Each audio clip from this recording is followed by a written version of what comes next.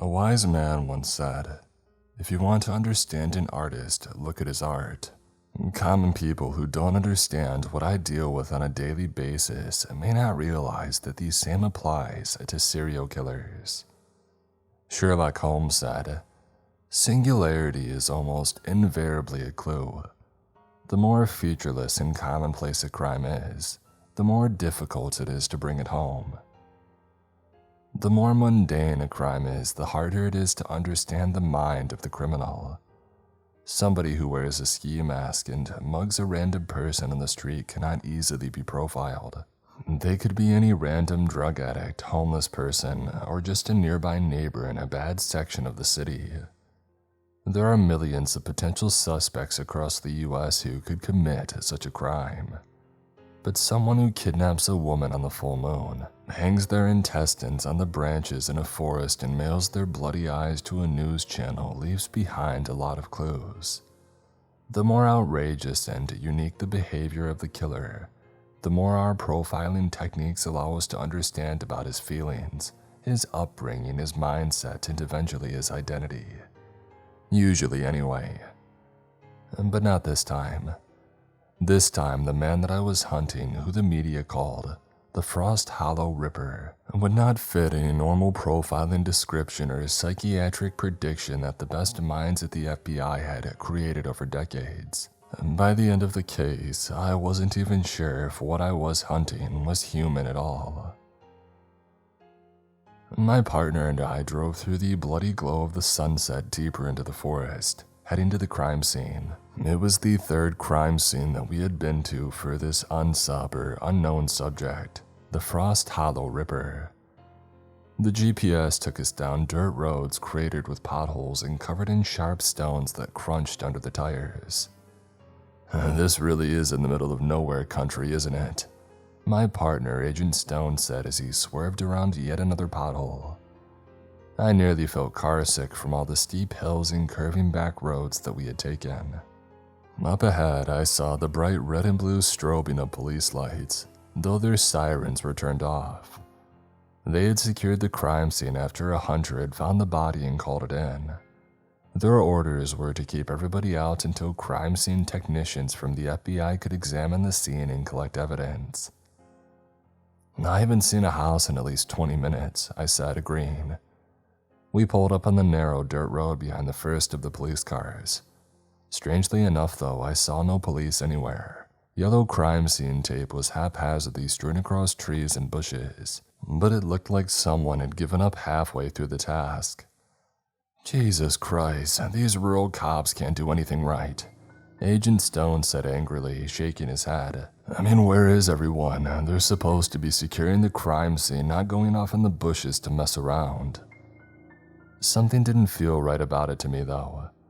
I scanned the black shadows and looming pine trees towering over us on all sides, but nothing moved anywhere. Agent Stone shut off the car and I realized something else eerie. There wasn't a single sound coming from anywhere around us. Other than the slight ticking and pinging of the cooling engine, it was as silent as a graveyard out there. Even the wind seemed to have stopped, as if the world held its breath and waited. "This doesn't feel right," I said, feeling weak and anxious. My heart seemed to be beating too fast in my chest. I wanted to get out of there. "Something's wrong here, can't you feel it?" Agent Stone cocked his head at me. "You feeling all right, buddy?" he asked, and I shook my head. "There's no sounds outside, no crickets, no chirping bugs at all. It's eerie, and where is everyone?" I said. He gave me a crooked grin and pushed his door open. "Well, that's what we're going to find out right now," he said excitedly, keeping his hand on his .45 pistol.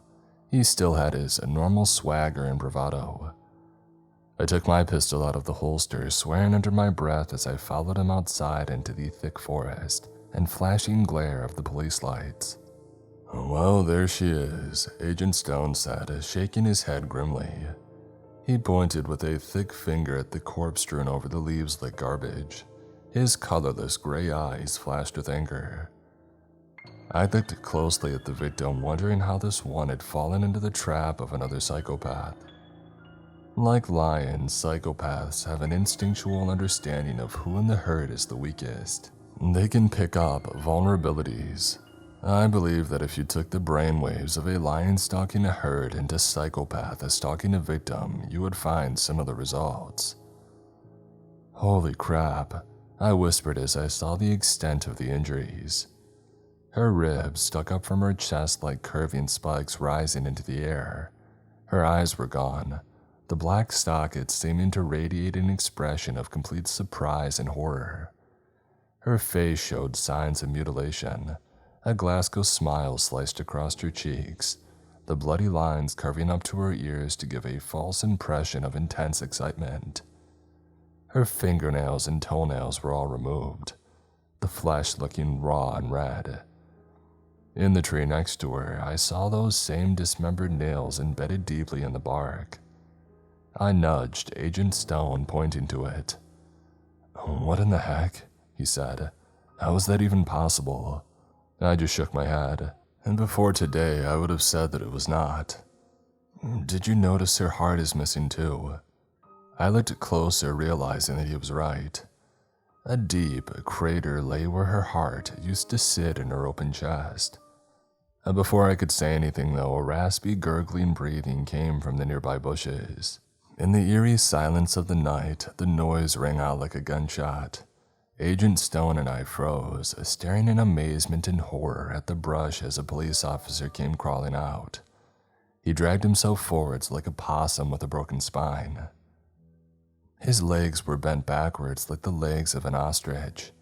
Sharp bone fragments pierced outwards through his skin, leaving angry red tears in the flesh that slowly dripped blood down his pale skin. Like the woman, his eyes were removed. Now only gaping holes remained. "Is someone there?" the police officer whispered in a hoarse voice, coughing up a mouthful of blood. "God help me, it was here, I saw it. It took Shay." "What was here?" Agent Stone asked frantically, kneeling down before the man.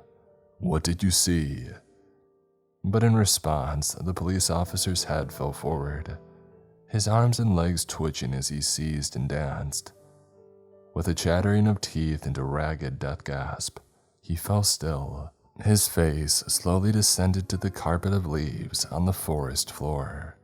I looked back at the police cars, counting 3 of them. If my guess was correct, then there were up to 5 more officers still missing or lost. I didn't know what kind of chaotic bloodshed had happened here, but I didn't have much hope that any of them were living. Agent Stone had taken out his radio. Frantically, he began whispering into it, glancing around with panicked eyes at these shadows that pressed in on us from all sides. "This is Agent Stone," he called into it. "We have officers down, state police officers, not feds." He waited for a long time. "We need backup immediately at the crime scene off of Turtleback Lane. Over." A hissing like many snakes exploded through the speaker. Behind the white noise, I could hear faint words, raspy and barely audible. There were other sounds in there too, explosions, the shrieking of metal, a circus gallop, the theme song from Looney Tunes, and gunshots. And then it descended into laughter and the radio slowly failed into Agent Stone's hand, the light fading out and the sound dying to nothing. "What the heck, this is almost brand new," Agent Stone said, shaking the radio. He began to try to check the back and remove the battery cover, but I grabbed his shoulder as I saw a glint of rusted metal off a nearby giant rock, only 20 feet or so from the bodies. "What is that?" I asked in a low voice. "Are you seeing this?" Agent Stone blinked rapidly, shining his flashlight on it.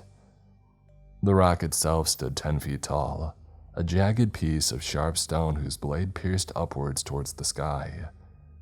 I saw a square of ancient metal with a spinning handle, like a submarine door might have had in the bottom.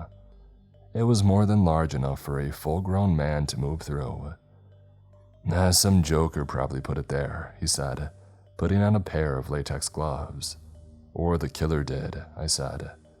As slowly we descended forward and looked at the strange door. "Do you think this could be some sort of weird hermit safe?" he had asked, looking at me with excitement. Maybe the killer used it, maybe he built it. I shrugged, not knowing what to say. Well, only one way to find out. Excitedly, he moved forward and wrapped his gloved hands around the handle. Wait, I'm not sure, I began to say, but my words were cut off by the low whining of rusted metal as he spun the wheel. God, this is stiff, he groaned, his large muscles bulging. Small beads of perspiration popped out of his pale forehead as he continued struggling with the rusted wheel. After a few turns, the mechanism unlatched with a click. The trapdoor began to pop open on its own with a whirring of gears. At the same time, the cacophonous wail like a tornado siren started all around us. It sounded like the trees themselves were screaming in a low, descending wave. I covered my ears, trying to scream something to Agent Stone, but I couldn't hear my own voice over the screaming of the siren. And then the door finished opening. The siren cut off in mid-note. Agent Stone and I looked down at the trapdoor, now completely spooked. I continuously checked my back, looking for any movement. I also looked for hidden speakers in the trees, but I couldn't see any. My God, Agent Stone said, which encapsulated my thoughts exactly. Through the rock wall, we saw a hallway covered in peeling yellow wallpaper and flickering fluorescent lights. A smell like blood and vomit blew out in a soft, fetid breeze. The humming of the lights overhead was turned up to max volume.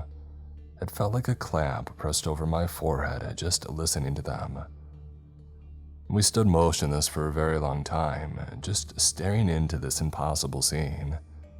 Agent Stone turned to me, his eyes wide, his face as white as chalk. Am I dreaming right now, he asked, or did somebody drug us? Are you seeing what I'm seeing? I nodded, starting to say something when a ragged scream full of agony and terror tore its way across the tunnel. I jumped, my finger tightening around the trigger as I instinctively raised my gun. But nothing was there. I took out my radio trying to call for backup, but it was totally dead. Just a hunk of useless plastic and metal in my hand. Is that blood? I said, pointing to the hallway. It had cracked wooden floors with large black holes eaten into them, and the holes seemed to go down forever, as if beneath the floor existed an endless abyss of shadows. Swerving around the holes, I saw twin streaks of blood sweeping the ground, as if somebody injured or dying had been dragged away. A gunshot rang out from deep in the hallway. The terrified screaming had started again. Abruptly, it cut off. There was a faint sound of gurgling and bubbling, and then silence. Agent Stone shook his head and then began walking forward into the tunnel. "Watch my back, Harper," he said. "I think we may have an officer down somewhere in there." We passed through the trapdoor, avoiding the craters eaten into the floor as if by a corrosive acid. The endless drop beneath my feet where these holes existed caused my stomach to twist with vertigo. The blood trail swirled around the craters with precision. Doors lined both sides of the hallway. They looked like hospital room doors. A dingy gray color with small observation windows built into the top of each one. "There are people in there," Agent Stone said with a note of amazement. I quickly glanced through the observation window that he was staring at. I saw a cell with smooth gray concrete forming an oppressive box. In the corner, the dead body of a young girl lay, her eyes torn out, her chest ripped open. Next to the body, I saw something. It was nearly as tall as the ceiling. Its body was impossibly thin and its limbs were long and twisted. Its glossy black skin flashed as it turned, looking straight at me through the window. Its eyes were like pale milky cataracts, totally faded to a disgusting off-white. Its head tapered to a point and its mouth was like a deep infected slash from a knife. It ran at the door with a gurgling wailing, almost like the crying of a terrified infant. The door shuddered its frame as its black body filled the window and smashed into it, but thankfully the door held. Ahead of us, a creaking sound traveled down the hallway, as faint as a whisper, and yet this subtle small thing terrified me just as much as the creature that I had just seen. Agent Stone continued moving forward with single-minded determination, his face fixed and grim. He looked ready for death, and here he would find it. A human head flew out of the open doorway 10 feet in front of us, smashing against the sickly yellowing wallpaper with a cracking of bones and an explosion of bones and hair. A moment later, the rest of the body followed, still clad in a police officer uniform. The body soared through the air, hit the wall, and then fell through one of the craters in the floor, slipping slowly away over the ledge. It instantly disappeared from view in the abyssal shadows that ate the light like a hungry moth. The wailing of an insane hurt infant came from in front of us as another one of those things slithered out of the door. Its face ratcheted towards us, its pale eyes the color of dying moonlight staring straight through me. And then it charged. "Stop!" Agent Stone cried, raising his pistol and firing it at the thing's pointed reptilian skull. I froze for a long moment until gunshots shattered the air.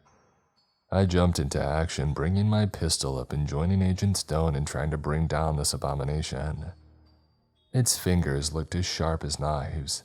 Its body loped forward in a slithering, inhuman way, its legs twisting with extra joints. Its long, narrow arms held out to the sides of its body in a kind of writhing way. The first of Agent Stone's bullets smashed into its left hand. Something like oil exploded from its alien flesh. The black liquid shone with opalescent rainbow colors as it spattered the walls.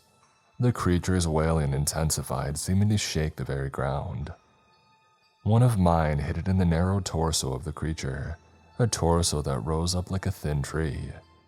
More of the black blood ran out in a waterfall, leaving a trail of oily slime that mixed with the fresh blood of the police officer. I backpedaled quickly, emptying my magazine.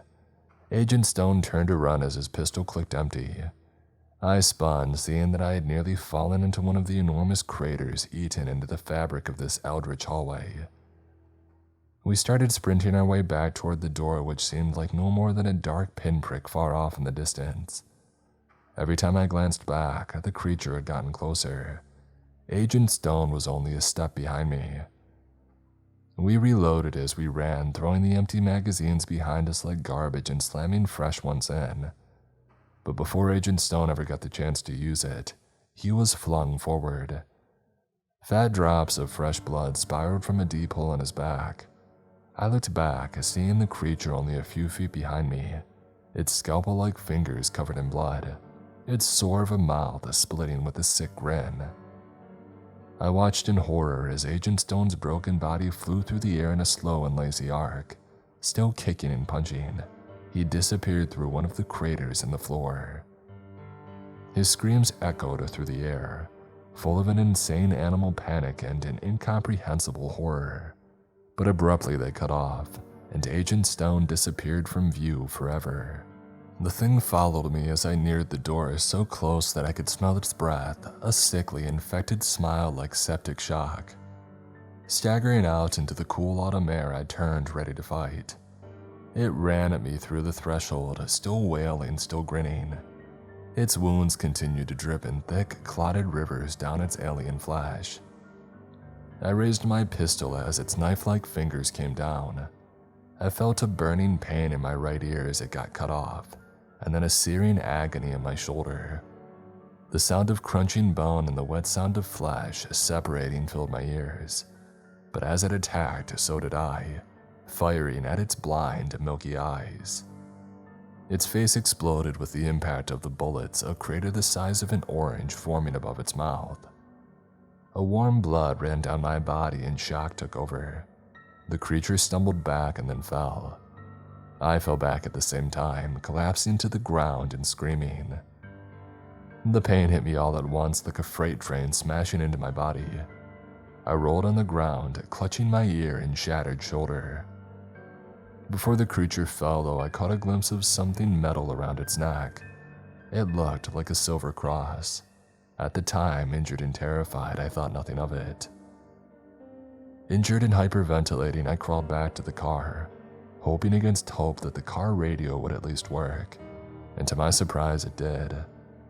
There were no more hissing or faint voices behind the mist of white noise as I called for help. Agents quickly arrived, but they weren't from the FBI. They took the body of the creature away and examined the door as EMTs moved me into the back of an ambulance. A couple days later, my supervisor called me into his office and told me some disturbing news. The creature that I had killed was actually a person, a man who had been gone missing 6 months earlier. He had disappeared from his house in the middle of the night, surrounded by family members and street cameras. The case had been a complete mystery. The pathologist said the man had a strange mutated species of bacteria in his blood that had slowly hardened and transformed his features and caused massive changes in his brain.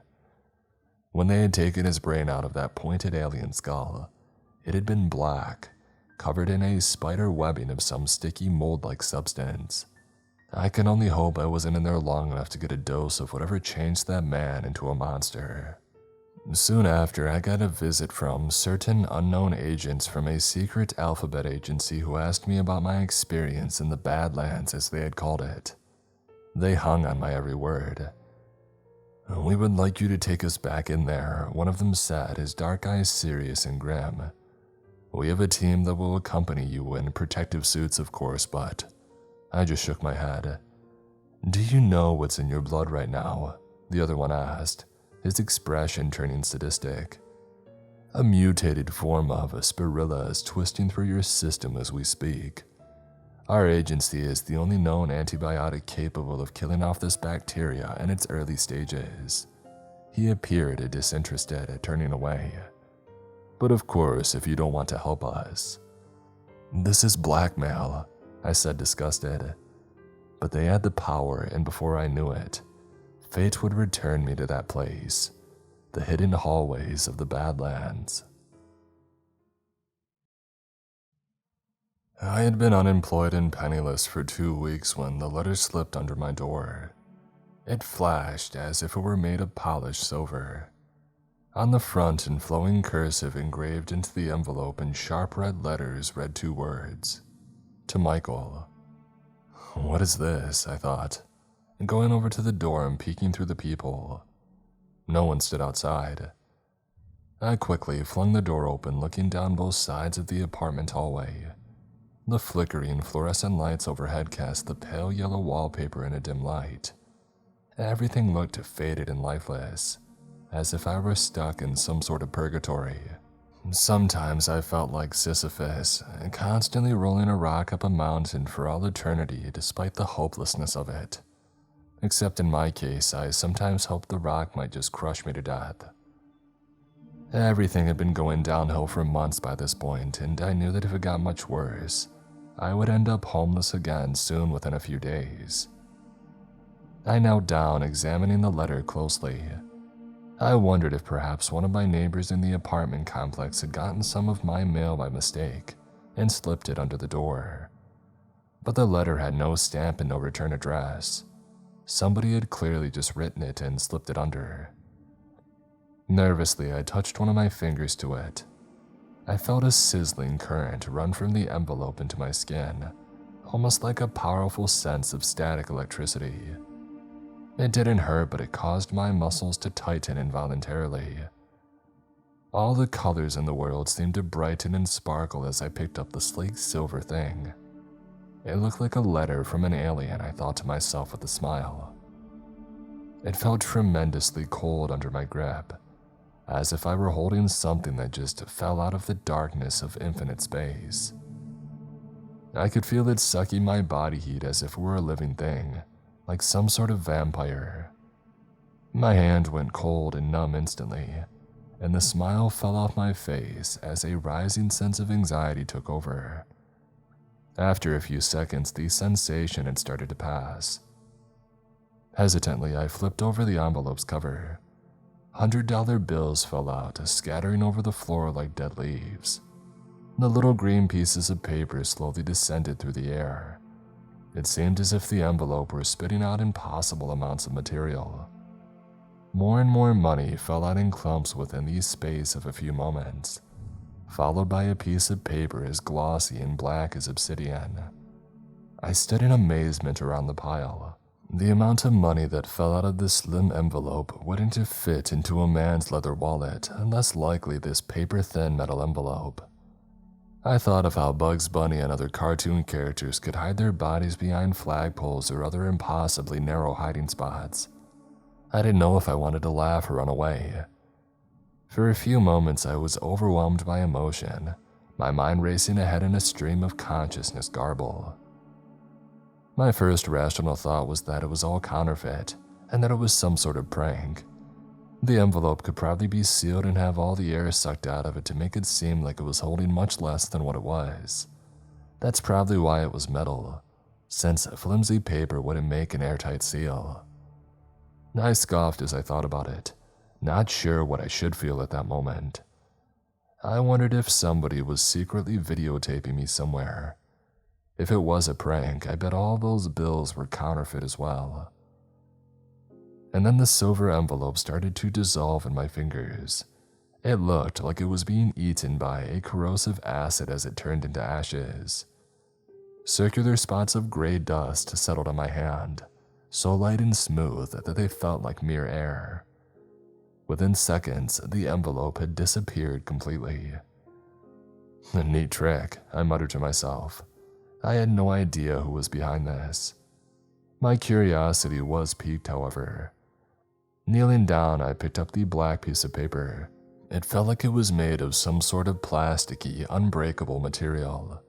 Its glossy surface felt as smooth and warm as a living creature under my fingers. I started reading the blood-red ink scrawled across its front in a beautiful, flowing cursive script. This is what it said. Dear Michael, I'm sure you're very confused right now. I know of your struggles, your hardships, your triumphs, your failures. I know all of your thoughts and feelings even at this very moment. Indeed, I am closer to you than your own jugular vein, your own heart. For I am God, the creator of the universe, the source of life, the eternal. People call me many different names, as you all know, but my archons call me the ephemera, the fullness, just as the ancient seers used to call me. For I fill all things. My consciousness spans all of the universe and beyond. It spreads forever outwards like an endless wasteland. It is within the hearts of all beings smaller than the thumb. It is eternity. I have always existed and always will, like the snake eating its own tail. I was sweating heavily by this point. I felt an insane urge to laugh at the ridiculous letter. God sending a letter, didn't he have email? This image made me descend into a fit of giggling that bordered on madness. It threatened to smash through my mind like the waters of a collapsing dam. My heart was pounding and palpitating at the same time. Something in the letter had a sense of power after all. I could feel its subtle energy vibrating under my grasp as it trickled into my hands, almost like the heat of a tropical sun. Inhaling deeply, I continued reading. I know what you're thinking, God sending a letter, doesn't he have email? I was taken aback, falling back and letting the letter drop from my numb fingers. It descended slowly to the ground, drifting in lazy arcs. As it landed on the kitchen floor, though, something strange happened. The blood-red ink began to emanate a blinding crimson light. Its bloody glow radiated out of every single letter on the page. The glossy paper curled and writhed, lengthening and twisting into a long cylinder. In a few seconds, eyes appeared along with sharp teeth and a grinning mouth. I looked down into the face of a viper. The crimson glow now came from its two reptilian eyes. Its jaw unhinged as it slithered toward me. From its mouth, I heard words that shook the ground like bomb blasts. I quickly realized this monstrous talking snake was reading the rest of the letter. This is what it spoke. I know you well, Michael.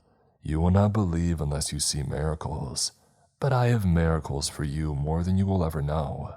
I have existed in eternity for so long that my consciousness is warping, twisting, becoming insane, forming back in on itself. I don't know how to stop it. However, I enjoy my stories, and I know you're a writer who's down on his luck. You are special in a way you don't understand. Within a few rare people, there is an essence, a divine spark of something ancient, some microcosm of the fullness, some piece of the primordial Sophia who I lost at the beginning. When I find these people, when they have progressed to a high enough level, I give them a choice, as you now have. For narrow is the path that leads to heaven, but wide and deep are the paths to below. Not all who are called will ascend, but I believe in you, and I believe you will make the right choice. Contained within this envelope is $20,000. Every Sunday morning, a silver envelope will appear under your door with more money. I want you to write the most interesting stories you can and put them in there for me. The archons with the faces of men and beasts enjoy singing them to me. If you refuse, the money is yours, but you will never hear from me again in this life. The snake gave a hissing shriek and a sound that slowed down and turned mechanical, like the grinding of many gears and the tearing of metal. And then, like the envelope, its body began to fade away into ashes, dissolving in growing circles. Soon it was no more than gray dust on the linoleum floor, just like the envelope itself. The rest of the week passed in a blur. I didn't sleep much. Every time I did, I would see pieces of paper morphing, turning into talking snakes. Sometimes I dreamed of great singing winged beasts with 4 faces on their alien heads, a lion, an eagle, an ox, and a man. Each of the faces faced in a different direction, like the 4 points of a compass. Were these the archons the snake had mentioned? I tried writing, but nothing worthy of an infinite God would come to mind. The entire thing seemed absurd. Did God actually enjoy stories? While I thought to myself, if he created the universe, perhaps he did. Perhaps he only created the universe to watch these stories of each individual life passing through in its various stages of birth, suffering, aging, and death. Late on Saturday night, I found myself sitting at the kitchen table, drinking cup after cup of coffee. My laptop was open in front of me, the blank white page staring back at me with a mocking glee. What kind of story was worthy of a divine being after all? After many hours of writer's block, the answer hit me like a bolt of lightning. A horror story. After all, if the Old Testament was right, God was jealous and infantile. He got mad like a spurned lover when he saw people worshiping other gods.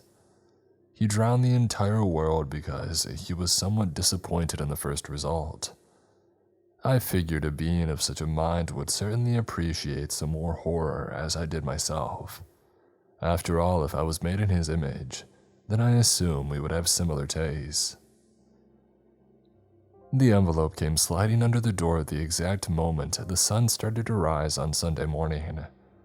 With the finished product tucked into my nervous, sweating hands, I reached down and opened the cover.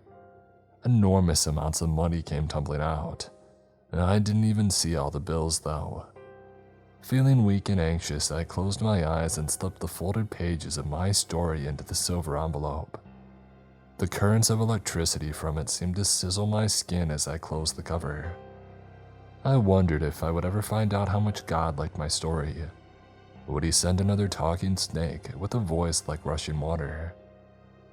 By the end of the day, I would know exactly how much God liked it. He liked it so much, in fact, that he decided to make it come true. I fell asleep for a few hours, totally exhausted from working through the night. But when I awoke, I felt a surge of confidence and bliss that I hadn't known for many years. I was now financially stable. I mean, more than that. With the $40,000 that I had now received, I could pay off all my debts and still have at least $10,000 to spare. I opened my eyes, looking around, feeling dazed. The horrific dream that I had been having about sailing on an endless ocean surrounded by a thick blanket of shadow seemed to merge with the brightness of the real world for a few moments. I blinked rapidly, wondering if I was still dreaming. For some reason, I wasn't on my bed anymore. I wasn't even in my apartment. I found myself laying on a cold, blood-stained steel table in a small concrete room. A bare, incandescent bulb flickered overhead.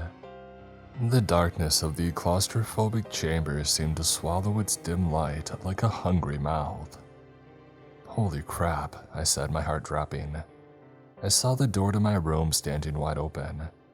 It was a hospital door with a small observation window built into the top. The glass looked cracked and yellowed with age. Spatters of what looked like ancient blood covered the front of it. I felt a shock of fear course through my body like lightning as I recognized the setting from my story. Past the door, I saw a dark hallway filled with overturned gurneys and debris. I got up, walking slowly out of my prison-like cell. Strewn across the hallway lay bloody scalpels, syringes filled with some strange sparkling black fluid, bandages spattered, and even a dried human finger. The finger had curved in its desiccated state. As it lay on the filthy floor, it seemed to beckon me forward. I tried to calm myself and remember the story. I had written it fast and under the influence of too many weed gummies. Now I felt very sober indeed. I walked down the hallway feeling sticky fluids crunching under my feet. Something seemed to glisten from the cracks in the floor, as if the hospital itself were a living thing and we were all just bacteria in its giant body. The walls seemed to breathe, slowly inhaling and exhaling as a slight breeze blew past me, constantly reversing directions with every cycle of it. With no better ideas, I knelt down and carefully scooped up a needle with the wicked-looking black stuff swirling inside. It looked like somebody had put glitter in some filthy car's waste oil. I carefully wrapped the tip in cloth and put it in my pocket. Perhaps it would become useful somehow, I thought. I had no better ideas, and my hope that there would be a way out and a happy ending to this had almost completely faded to nothing. In the story that I had written for God, the building was a decrepit mental asylum in the center of the universe. God was kept as a patient in the basement, insane and rambling like a patient in his final days.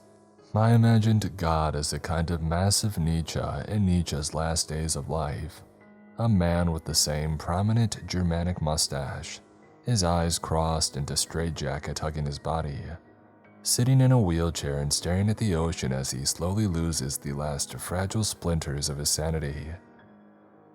The staff of the hospital were his archons, the archangels with the faces of men and beasts.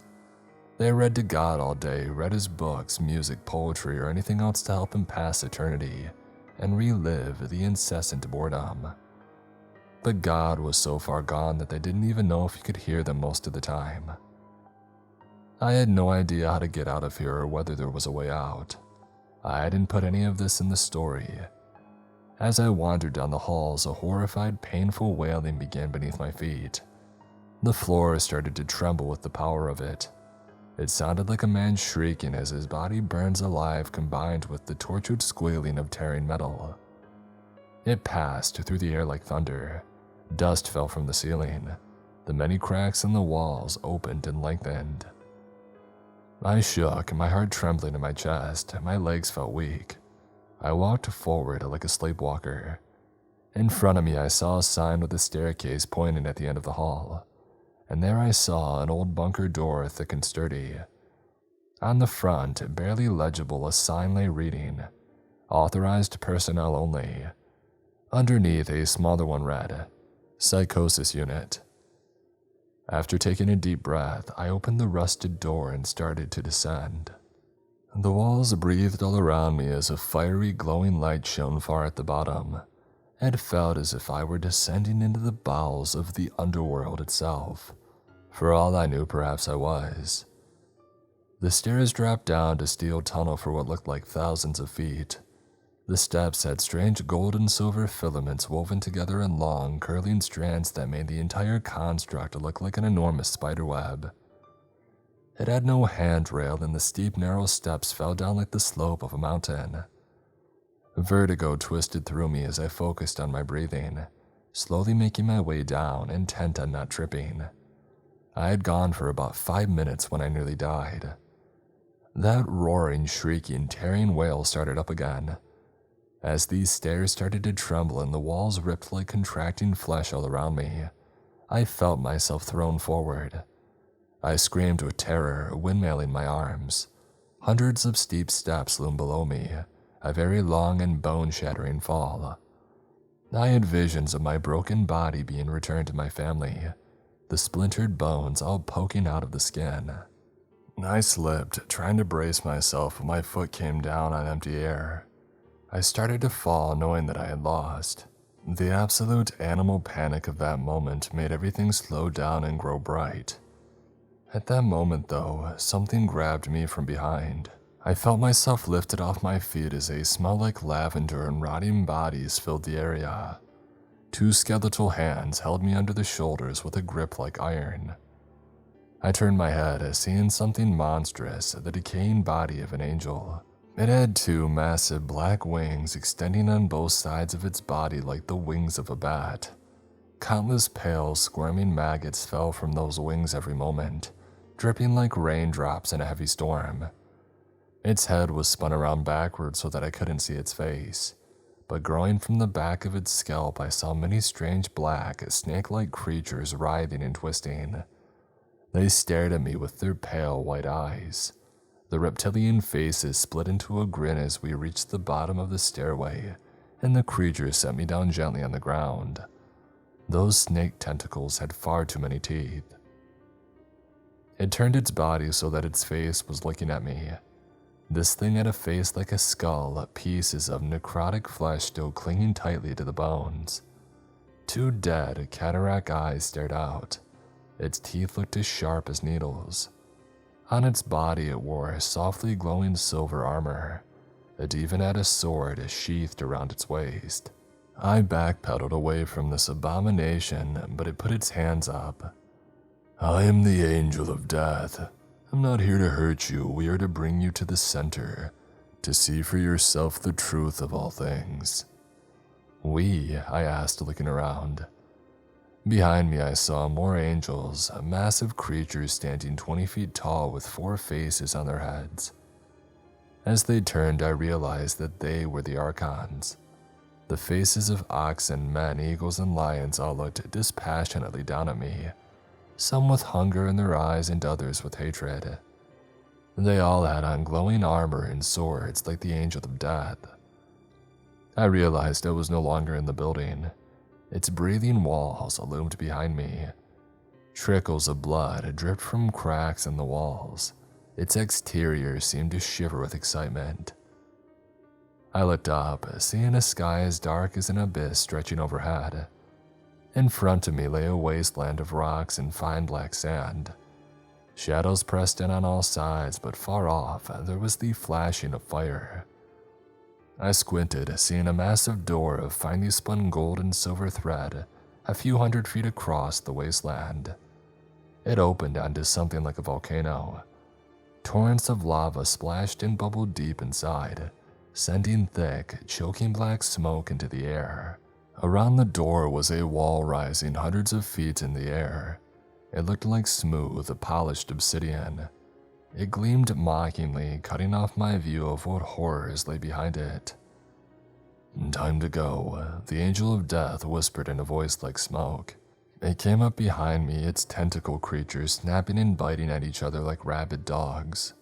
A cold, rotted hand was placed gently on my shoulder. I shuddered. The archons towered over me on all sides, their silver armor glowing with a soft blue light. They said nothing as they accompanied me toward the fiery door, surrounding me like guards accompanying an inmate to the electric chair. Around the door, hundreds more of them stood in a semicircle. They all murmured and chanted in different languages, creating a low, constant susurration. Their eyes looked cold and dead, as lifeless as those of corpses. I felt immense fear. My heart palpitated wildly in my chest. I knew that I was looking death in the face. Whatever was through that door, I did not want to see it. I heard someone whispering, a soothing female voice that came across so softly that I didn't know at first if I was imagining it. I looked at the Angel of Death, wondering if it was talking, but its skeletal, bone-white mouth stayed firmly shut. I listened to the words as a sense of light and peace filled my chest, suddenly feeling as if I was not alone in this. Through that gate is the Demiurge, he who imprisoned our immortal souls into these dying bodies at the beginning of time. He is evil, as cold and black as the endless void between stars. I felt a warm, calming presence for a few moments as the words faded away. No one else seemed to be able to hear them. The Archons hadn't reacted, and then the terror and anxiety had returned. "Monsieur Master," one of the Archons standing next to me hissed as they pushed me toward the door. His human face contorted into a sneer as he looked down on me with contempt. "Me created you from dust. You're no more than a golem wrapped in skin, just dust. But we, the Holy Ones, were created from light." He spat with his human face. The lion face roared, its deadly eyes glittering with hatred. The ox head showed only contempt as the eagle gave a predatory glare. I stepped forward and entered at the sacred gate. Through its threshold, I saw a face of infinite light soaring hundreds of feet in the air, blinding and radiant. Its eyes seemed like two spinning black holes. Its visage constantly shimmered and morphed, extending into other dimensions. Its geometry shifted in ways far beyond Euclidean space-time. Underneath it loomed fields of lava and fire. Strange bone-white tentacles writhed from the mass of light surrounding the face of God, slithering and undulating like snakes. It floated high above the wasteland underneath it. And then it seemed to focus on me. A presence outside of time and space invaded my consciousness. I heard a whispering start in the back of my mind. "We are one. Feel the fullness of God." Something black and empty pierced my heart as that horrid voice twisted through my body. At that moment, I saw horrible things. The cold reptilian presence ran through my mind like an eternal scream. It felt like skeletal hands were gripping my heart, squeezing it into a pulp. Death flashed through my body, jarring and dissonant. Visions ran through my mind. Mountains of corpses and worlds of screaming beings sucked into black holes suffocated my senses. I heard an insane laugh, a sound like a bomb blast. The Archons had come behind me through the gate. One of them turned to me, looking down on me like an ant. "You will be fed to the mouth of God," he said calmly, "so that your essences can become one. God wishes to have you with him for all eternity, tailspinner." A sense of panic gripped me at that point. They started to close in around me, trying to force me forward. I knew that I needed to act to escape this insane trap.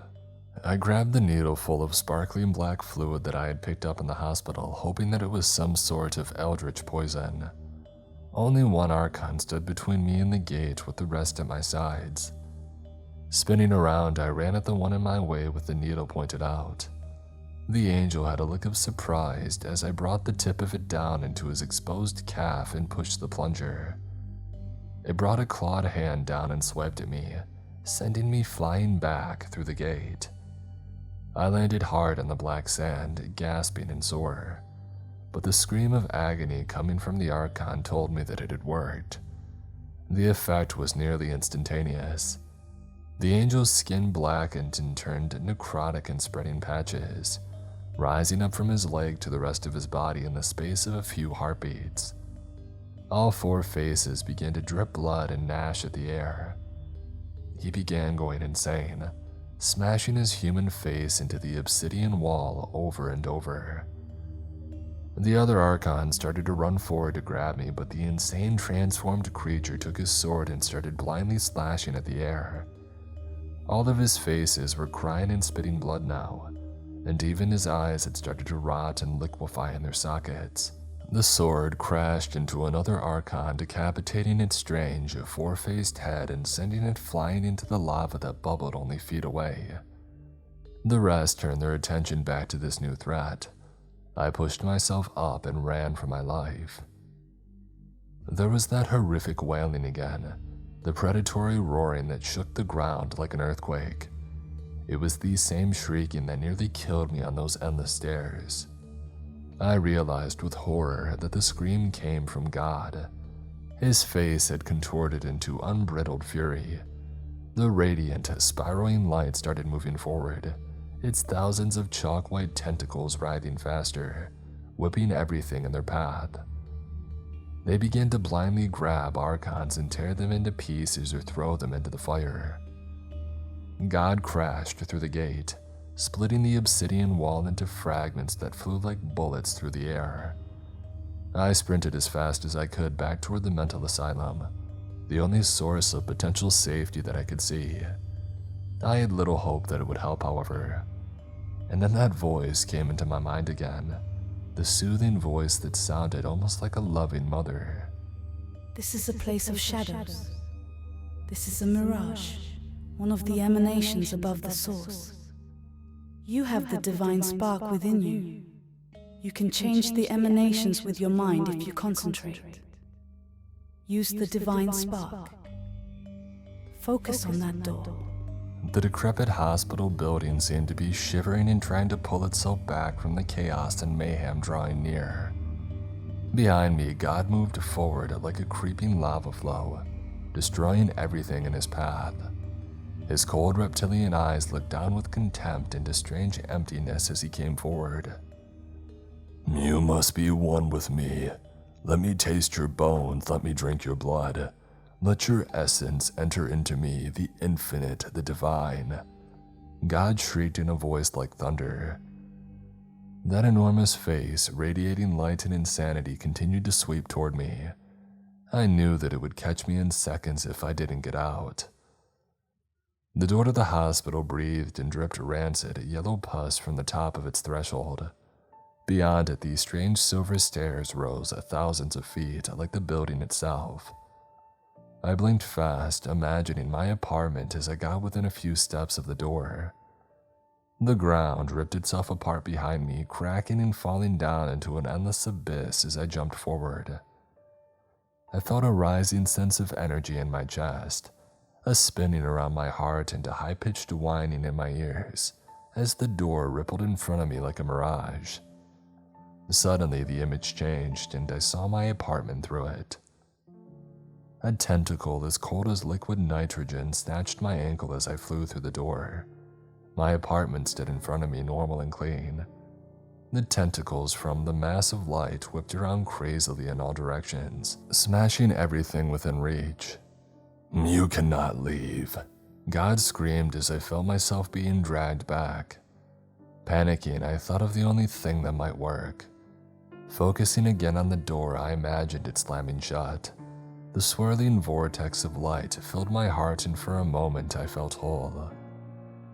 The door slammed closed with a sound like a gunshot, cutting off the tentacle like a scalpel. The dismembered tentacle still whipped crazily after the door sliced it off. It stayed locked around my ankle even after it stopped moving. I ended up going to the kitchen and cutting it off with a knife. The entire time it dripped a strange kind of blood, silvery and filled with rainbows, like liquid opal.